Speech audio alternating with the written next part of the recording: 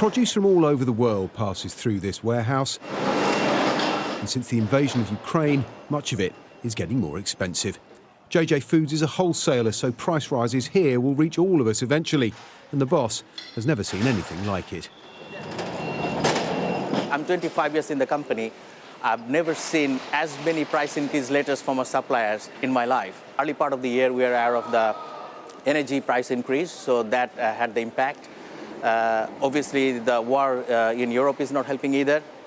But the trend has been upward since January, and the coming out of the pandemic has also created some extra demand in the market. Inflation was rising before the war began, and the Bank of England thinks it's only going to get worse. The bank raised interest rates for a third successive meeting by 0.25%, taking the base rate to 0.75%, the same as before the pandemic, though still low by historic standards. Last time the bank met, they were focused on keeping inflation caused by the post-COVID recovery in check. But war has changed everything. 6 weeks ago, when the Bank of England's decision-makers last met, they didn't even mention Ukraine.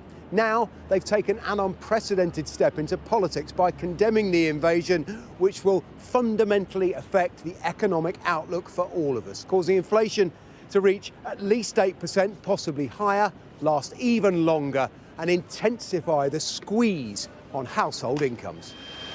An energy crisis compounded by conflict will be the biggest driver of inflation, and war has sent commodity prices soaring. Supply of 30% of the world's wheat from Russia and Ukraine is in question, and global growth is slowing. We had global growth at close to 4.5% projected for 2022 in December. So it's a shock, and it may evolve, and there's a risk that it worsens as the situation evolves. But so far, the shock to GDP is about 1 percentage point. The Chancellor has an opportunity to act in his spring statement next week, under pressure to delay planned tax rises and help consumers who are ready to lead the recovery, given the chance. Paul Kelso, Sky News.